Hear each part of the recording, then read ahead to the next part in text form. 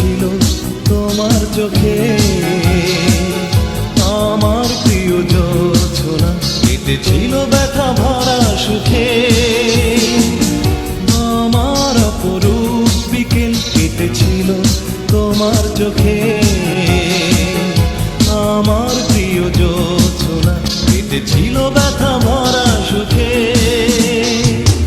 এখন আমি নিঃসঙ্গ পড়ে আছি একা, আমার রূপসীরা কেটেছিল তোমাকে ভেবে, আমার পাগল করা ভোর কেটেছিল তোমার সংলাপে।